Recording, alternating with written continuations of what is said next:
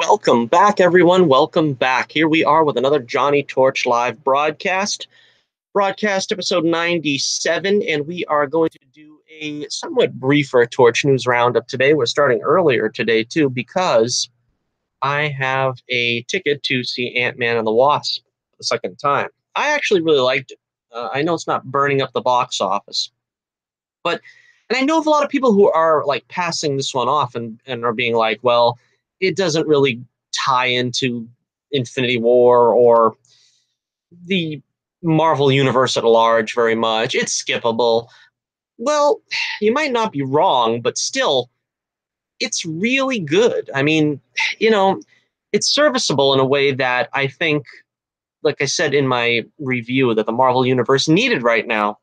It doesn't have to be a four-star epic in order to, resonate. I think that's the best term. All right, so we're on Torch News Roundup number 95. 95 big roundups already. And I put the question to you guys before, and I will do it again. What should I do for the big 100th live broadcast? Now, I barely have any viewers, so I understand if I don't get any feedback, but I'm thinking maybe now doing a commentary. So if you are indeed watching this episode and you have a suggestion, what film or TV episode you'd like me to commentary, providing I own it or have access to it, I'll take it in consideration. And we're going to try to do something nice for the 100th live broadcast. Of course, we've got only a few more to go, so this decision has to be made pretty soon. All right, there are a couple of news stories that came out since last we spoke, which was on, Wednesday? Try to do Wednesday and Saturday shows. The schedule is switching around a bit, though. It might be Mondays from now on. I really don't have a lot of news for today. That's why I said this might be a faster one. It's not going to be like an hour over an hour like it tends to be when I store up a whole week's worth of stories. We only got about half a week's worth. But first off, let us talk for a few moments about the passing of probably one of the last legendary creators we had among us, which was the passing of Steve Ditko, the man who co-created Spider-Man and, of course, many other characters, including most of Spider-Man's Rogues Gallery. I mean, that alone is a monumentous credit to your resume to have co-created so many great characters. Now, full disclosure, I wasn't the biggest Steve Ditko fan. I'm talking about artwork, of course. I mean, Steve was known pretty much as a recluse. He didn't get out and do very many interviews. He didn't do any conventions, and perfectly all right. I mean, he didn't have to do any of those things. I truly respect him for his, his dedication to the craft, even if he didn't want to be in the public's eye. But I preferred John Romita. I always enjoyed John Romita's art better on Spider-Man. But you can't deny that he had a profound effect on the creation of Spider-Man.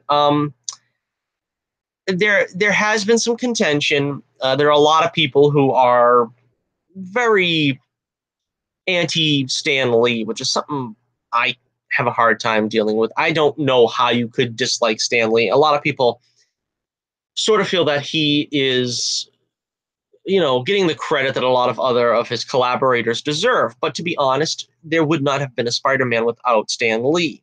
There would not have been a Fantastic Four without Stan Lee. There would not have been an Incredible Hulk without Stan Lee. Need I go on?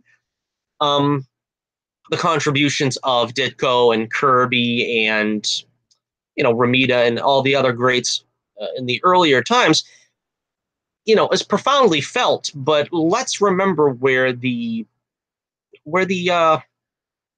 seed grew from. It was from Stan's imagination that brought forth these characters. Again, I don't want to take anything away from Steve. We're talking about Steve now, but originally, Spider-Man was to be given to Jack King Kirby, of course. And Jack, I think there is some kind of conflicting stories about this. I was always under the impression that Jack drew the cover for Amazing Fantasy 15, the one we're looking at right here. As you can tell, the face of the crook that Spidey's got under his arm there does look very Kirby-esque, to me at least. And the problem Stan had with Jack's drawing was that he made Spidey look too bold, too muscular, too, classic action hero. And what he wanted was a more, wiry looking frame. He wanted a guy that was looking more like a contortionist than a, fullback or something. So he handed it over to Steve Ditko. Of course, Jack was busy with other things, so it wasn't like it mattered. Jack had a lot of other books he was working on at the time. He pretty much had every Marvel book, I think, under his control at one point or other, artistic wise. So Steve got Spider-Man, and he did a fantastic job with it. Of course, the story took off. The book was successful. The appearance in Amazing Fantasy was successful. Amazing Fantasy, of course, was canceled, but that was how Stan got Spidey into the comic, because it was being canceled. And a lot of other characters from Amazing Fantasy, from Spider-Man's actual book, were co-created by Steve, such as Sandman, Dr. Octopus, the Green Goblin, Kraven the Hunter, Mysterio, the Scorpion. Oh man, the list goes on and on. The Chameleon. I'm just doing this from memory. I'm not even looking up a list. But all those early first half of the, I don't know, what was it, the first 45 issues he did, I think? They were all co-created by Steve. Also, of course, Steve did Doctor Strange for Marvel. And, of course, the very popular Doctor Strange had the motion picture that came out a few years ago.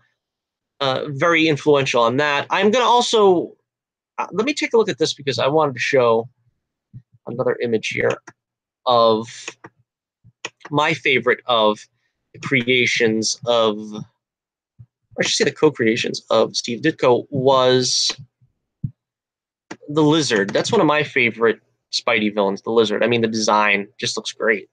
And, of course, Steve responsible for that design. And, a fantastic composition of both a lizard and a human being. And that's kind of what I appreciated from that. Also, after Steve left, well, let's talk about why Steve left. Allegedly, Steve got a writing credit for one of the issues. I believe it was the Smythe issue, where Jonah Jameson was in the robot. That was the adversary for the issue. And I think Steve got increasingly dissatisfied with not being able to fully plot some of the issues, some of the storylines. Steve had wanted, at least reportedly from what I know, Steve had wanted Jameson to be the Green Goblin, where Stan had already decided on Norman Osborn. And apparently, or allegedly, there was some kind of friction between them because of that choice. And Stan, of course, being in charge, was going to get his way. So that's kind of what let Steve leave Spider-Man. And after Steve left, of course, he went on to create some other characters for DC, including the Blue Beetle, the Ted Kord version of Blue Beetle, the Creeper, who I remember him mostly from Batman, the animated series. He had an episode, I think. I don't really know too much about that character, but he seemed like a very, I don't know, Jim Carrey-ish character. Hawk and Dove, the original Hawk and Dove, which was both male. Now it's a man and a woman, but the team was originally two men. Captain Atom, which, again, I wasn't too familiar with, but the Justice League animated series, I remember him. And, of course, one of the great creations of Steve Ditko, or co-creations, was The Question, a character that I would love to see in live action pretty soon. The Question. Yeah, he deserves to be, a lot of people have bandied about maybe putting The Question on Arrow. That would probably be the best place for him, but we'll see. We'll see if he finally gets his due. Something else I always enjoyed about Steve's art, my favorite work of Steve's actually was his work on Marvel's Indiana Jones comics back in the 80s. When you were a kid in the 80s, like I was, you didn't have a whole lot of extra media. You know, they didn't have a whole lot of stuff. You didn't have, well, you know, I suppose you had video games. I had that Raiders game for Atari, and it was bizarre to say the least, with tsetse flies, and I don't know. I could do a whole video on that. But you didn't have too many ways to indulge in the world of the character that was at the movies unless you bought the comic. The Marvel Comics was pretty much, you know, the standard bearer for carrying on the legacy of Star Wars and Indiana Jones during this period when the films were being made. I believe DC had Star Trek, because Marvel had Star Trek during the motion picture era. And once that went down, DC picked it up for the aftermath of Search for Spock, I think it was, when they got it. I had several issues of that, which was very good too. We should talk about that sometime too. But I like Steve's art on this. You could see how he got a reasonably good Harrison Ford face here, you know, in this art. And I think his art really improved from the Spider-Man days. And because he did have kind of really bizarre looking characters sometimes, like this guy in the bottom corner. But anyway, so Steve Ditko passing on at the age of 90. He was found dead in his apartment. Apparently, he had been there for 2 days. Again, a recluse. I mean, he didn't have a whole lot of people checking in on him, but the cause of death, I believe, was unknown, but I think I heard it was cardiac arrest. Obviously, at 90 years old, you kind of just die of heart failure at that point. But yeah, he will be missed. He left a strong legacy on comics. He left a strong legacy, especially with Spider-Man, the designs and stuff. Of course, as I said, from those characters of the Lizard, Green Goblin, they're going to be with us forever.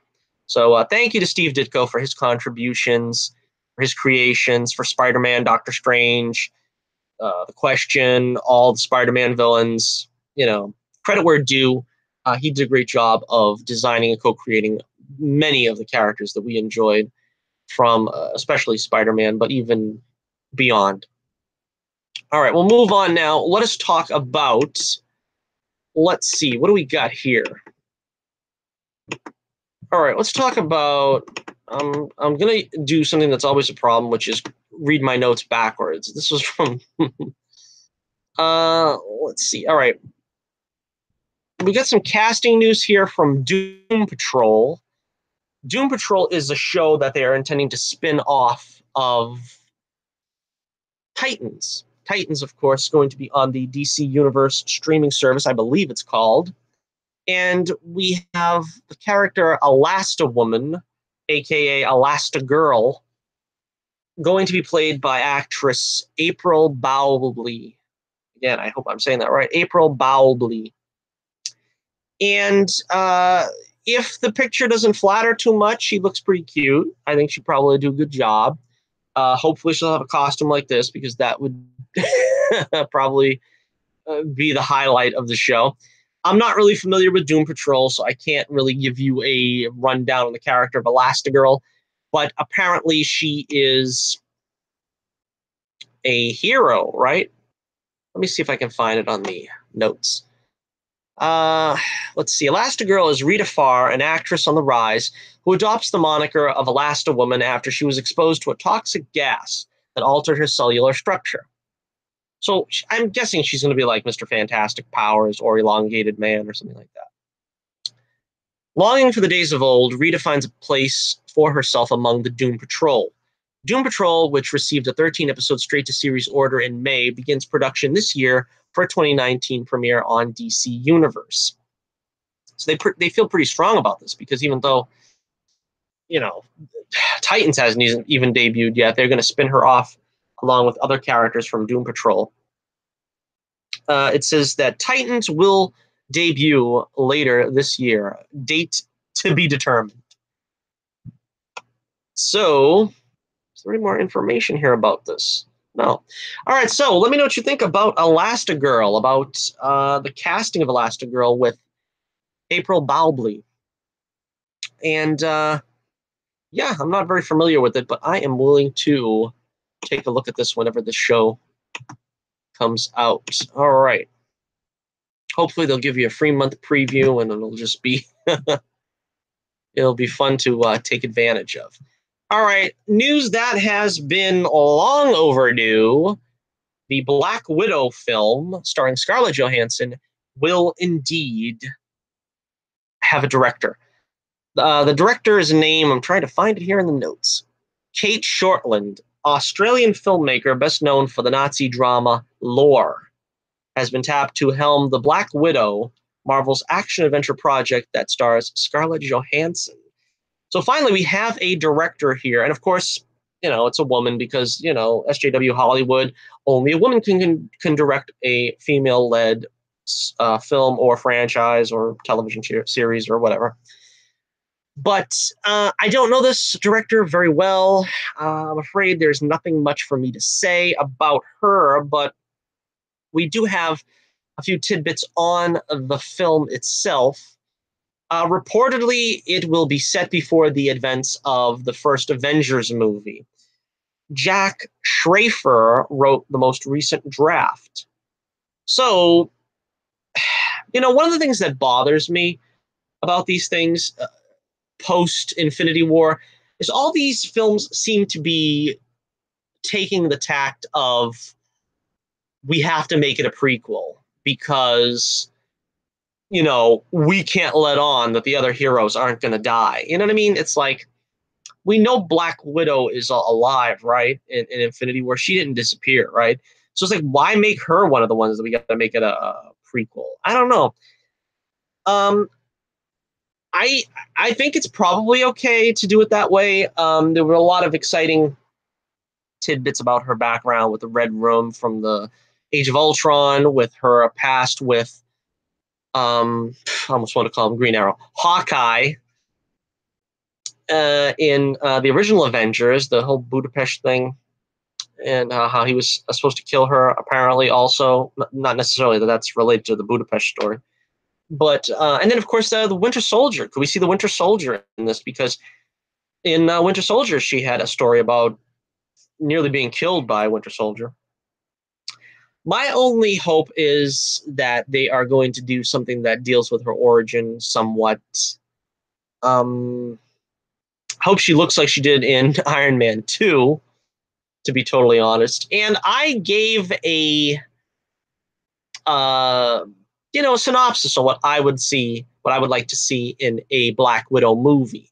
Probably none of it will be used, but if you peruse my Torch News roundups, you'll find it. It's got a picture of Scarlett Johansson on the thumbnail, so I can't remember the number that it was, but that's why I number these things, so I could actually go back and tell you what number they are, but I don't have that information right in front of me, and we're going to try to keep it brief here.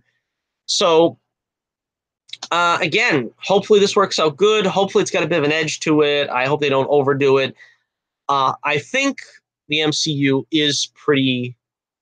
they're not going to start trying to hype this up as an R-rated movie like the Harley Quinn movie and the Joker movie and the...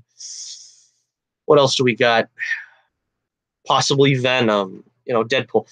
I'm not big on R-rated films, so I'm hoping that this is still going to be in the bounds of the MCU, which I'm pretty sure it is. MCU they don't play that, But, yeah, so let me know what you think in the comments below. What do you think about a Black Widow movie? What would you like to see? What would you not like to see? Do you like the idea it's a prequel? Do you hope that they bring in some other guest stars like Hawkeye and Sam Jackson, Sebastian Stan? Do you want to see some of these guys show up in the movie? You want it to deal more with her origin? Yeah, let me know. Let me know what you think. All right, and we have yet another story here, our final story of the day. We are going to take a look at... Apparently, I heard something about this, but I really wasn't following this too well, but Netflix is going to have a She-Ra reboot. Oh, great day in the morning. Oh, what is it about them where they have to reboot these shows and they look like they're making them like Teen Titans Go, like They just did one with Thundercats, I think. I'm not a big Thundercats guy, never was, so I really didn't check that out. But apparently this is what we're going to do here with She-Ra now. We're going to do a preteen She-Ra, and, you know, so she has no appeal whatever to men. You know, she got the booty boxer shorts, and, you know, we just got to make it as completely generic and puritanical as possible. I don't know. I wouldn't even, if you didn't tell me this was She-Ra, I probably wouldn't even have thought that was the character. I would have thought they just made up something new. But yeah, I remember She-Ra. I was actually one of the little boys that watched She-Ra back in the day. I think many of us did because apparently He-Man would make appearances from time to time. And even though they were few and far between, we were always hoping to get a glimpse of He-Man showing up. And I think it's telling that we're not getting a He-Man reboot. We're getting a She-Ra reboot. You know, that's kind of telling. You know, it's you know, people don't. I get in trouble with the comments that I bring up the SJW topic too many times. But this is basically another example. We've got SJW She-Ra now, and we can't have He-Man. And I guess if we did have He-Man, he would have looked like the way they made Prince Adam look in the 2003 remake. Was it 2003? Yeah. And it's really embarrassing because they could do so well. You know, all the properties that I enjoyed as a kid, they're all being, you know, thrown by the wayside. A lot of people liked Voltron, the Voltron remake, but even there, the SJWs couldn't leave it alone. We've got a, I don't know if it's a race change. Would that be what you would call it? That Allura was turned into an alien with elf ears and this and that, and she looks ugly and ridiculous. We've got a trans Pidge. Or,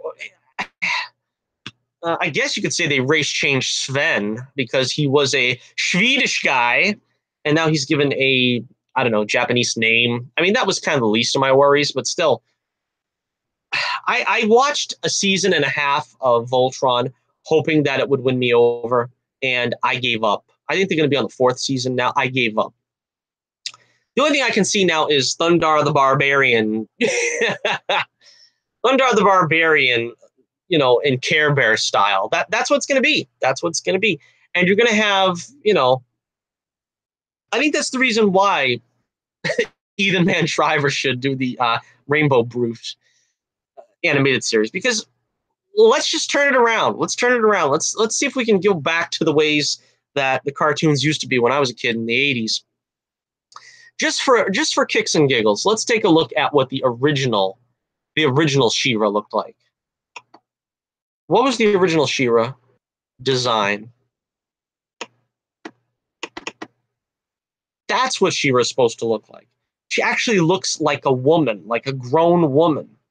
And little boys were attracted to her. You know, we can't have that. You can't have that now.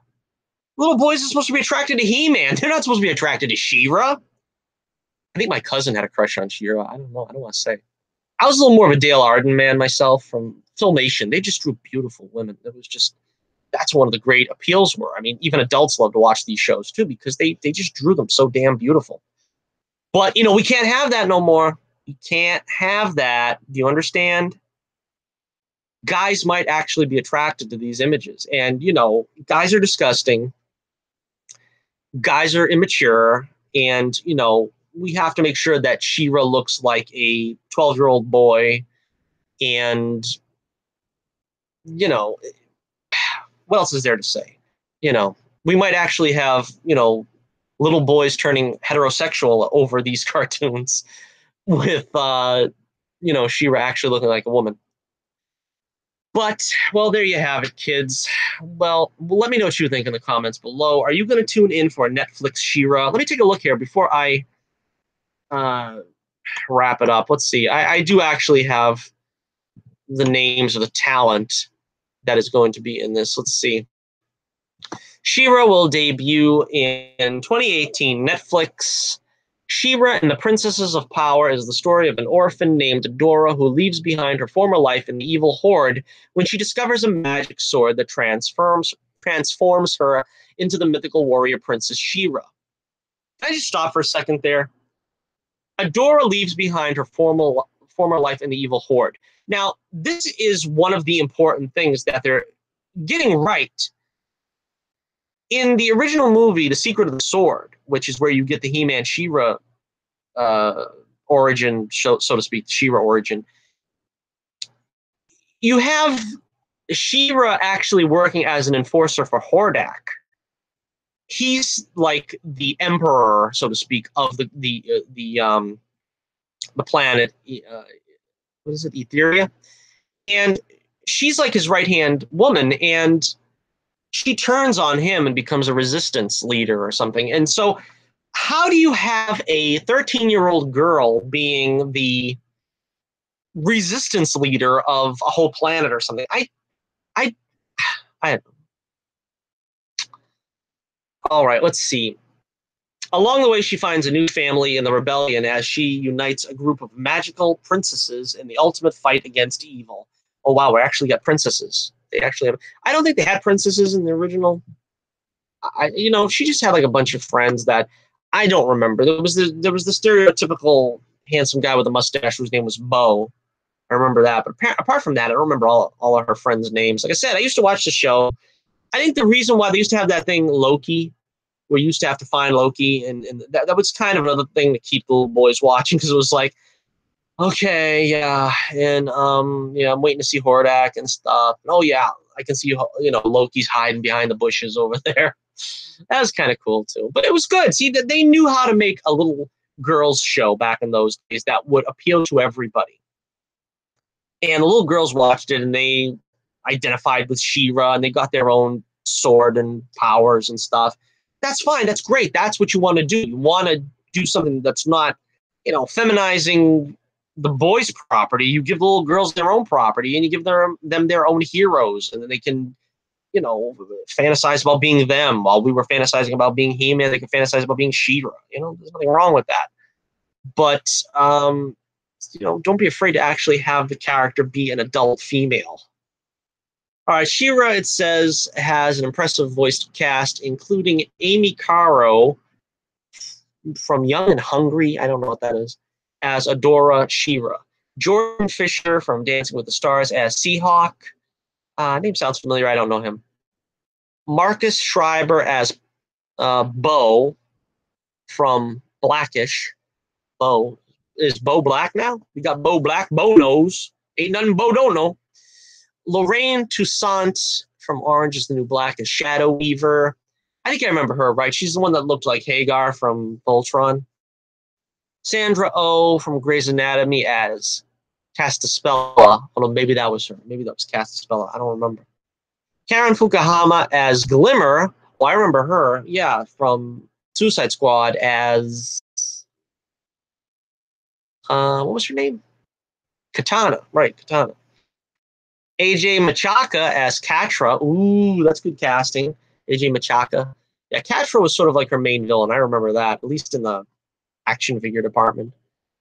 Reshma Shetty as Angela. Yeah, that was the girl with, I think, the purple hair and the wings on her back. I remember some of these things. Keston John as Hordak. Never heard of him, but at least they got him in the show. Lauren Ash as Scorpia. Yeah, she was a cool villainess. I remember her with the scorpion tail in the back. It's sort of like a female scorpion from Spider-Man. Christine Woods as Entrapta. Genesis Rodriguez as Perfuma. Yeah, Genesis Rodriguez. That name's familiar. Vella Lovell as Mermistia. Again, vaguely remember these characters. Merritt Layton as Frosta. Oh, yeah. I remember her. She was the one with the blue hair, because they had like it was sort of like a Flash Gordon thing. That's what I liked about it. They had like different people all over the planet and different factions. Crystal Joy Brown as Natosa. That one I don't know. It says here, all those characters are straight from the classic series and toy line. Interesting to note that comic relief characters from the original series, Madame Raz and Cowl, are not listed. Oh yeah, I remember them. Yeah, Madame Raz was sort of like their Orko. She was sort of like a cross between Orko and like what was her name? Clara on Bewitched, I think something like that. And Cowl, yeah, he was cool. I remember him. I had the action figure of him. I remember it was something like you could answer questions from him or something if you lifted up his belly, and if it was red, it meant no. If it was green, it meant yes. If it was yellow, it meant I don't know or something. And it says also notably absent is any mention of She-Ra's famous brother He-Man. So they're cutting He-Man out entirely because She-Ra don't need no man. She don't need no He-Man getting all up in her business. Leave He-Man out of her business. Forget about the fact that they're twins and that he came over and he's the one that saved her from being an emissary of Hordak or whatever. Let's just cut He-Man out of it entirely. All right, so yeah, this is sad. This is very sad that this is what they're doing to She-Ra, but like most of these shows, we just hold on and hold out hope that maybe, just maybe, they'll fail and we'll get a more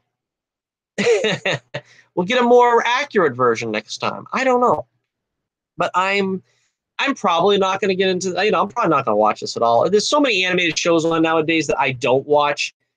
People have told me that DuckTales is good. I hope for their sake it is, because there really isn't anything good on for animation anymore. I kind of gave up on Rebels at the end. I didn't watch it. I had too much stuff going on, and I was like, something had to go, and Rebels was it. But apart from that, I haven't watched anything animated since third season of Rebels. I gave up on all the Marvel XD cartoons. I saw a little bit of Guardians of the Galaxy, which was okay at best. And back in the 90s, back when I was a teenager and stuff, we had cool stuff. We had Batman the animated series, Superman the animated series, Spider-Man the animated series, X-Men the animated series, Justice League the animated series. All this stuff was cool. We had both companies represented. Now we got nothing. We got crap. We got diddly squat. And of course, when I was a kid, when I was in my single digits, we had He-Man, we had Thundercats. Like I said, I really never watched it, but we had Thundercats. We had She-Ra. We had even the Marvel shows, the Amazing Spider-Man and his friends. We had the Hulk. We had the Hulk in the 90s, too, which was pretty good until they ruined it in the second season. In the 80s, we had Voltron. We had just so many great shows. I mean, great characters. In the 90s, I think we had Sailor Moon, Dragon Ball Z, right? That was in the 90s, too, I think. I don't know. Anyway, I feel bad because I don't watch any animation anymore. And I really loved animation. I still love animation when it's done well. That's why I say I'd love to do a Bold Suburban animated series and have it done in 2D style animation, classic style animation, and just have this beautiful, old school look about it, which is what I try to draw anyway. Everybody, I don't know, everybody lost the desire to do old school animation, I think, after Disney gave up on it, which is sad because Disney was the forefather of animation, and now they don't do it at all. And not many other people do it well. I mean, if they do it manga style, but I'm not a huge fan of manga. I'm not a huge fan of Japanese animation. That's to take nothing away from it. I've watched a lot of Japanese animation during my life. I mean, like I said, I watched Sailor Moon. I watched Dragon Ball Z, Voltron. I kind of liked Outlaw Star back in the day too. Robotech was okay, but it was a little above me. At the time I was kind of young for it. That was more of like a teenager show. It was like when I was young, and I watched it again when I got older. I was like 20, and it was cooler then. But yeah, we don't really get too many American designed shows. Even the 80s had Superman, the Ruby Spears cartoon, which I'm going to be watching again. I haven't seen that in many years. I got the DVD. It came out, whatever, like 7-8 years ago. I haven't seen it since then. I want to put those on and see some of them. They were heavily inspired by the Christopher Reeve films. I mean, I think they got the music from the John Williams score.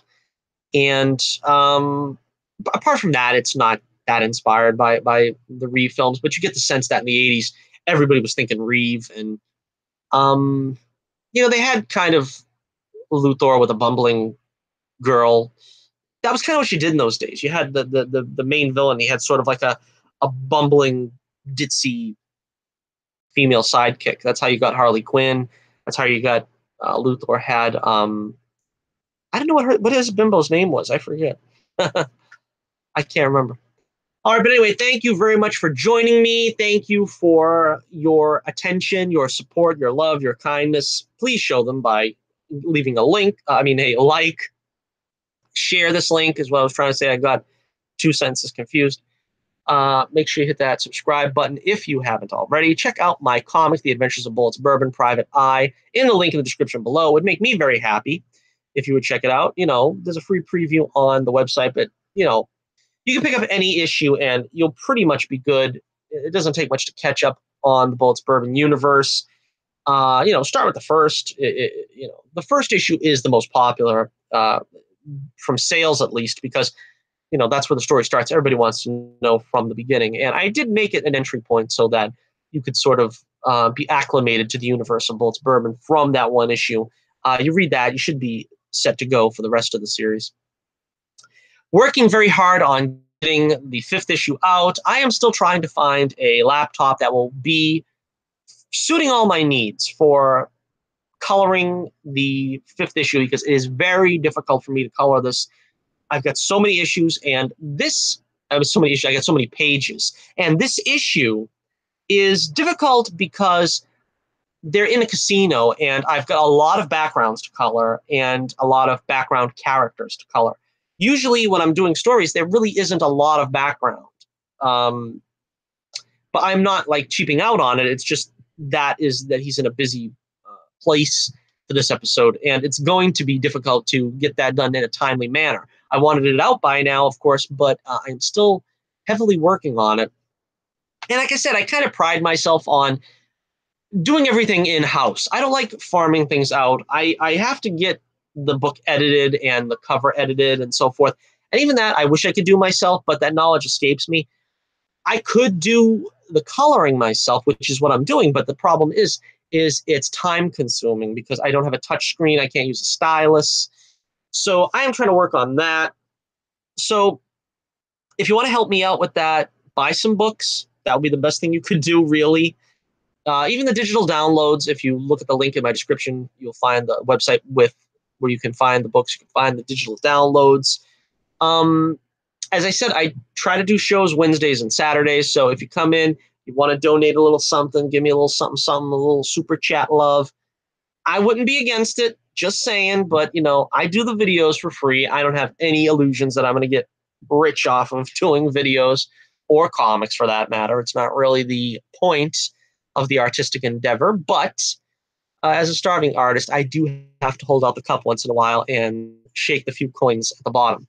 All right. So once again, make sure you check out my link in the description below for my Twitter page, as we always have all kinds of things going on there. We got my poll of the week question usually there as well. And until next we meet, this is Johnny Torch reminding you once again, keep the flame burning brightly, and I'll be with you again real soon.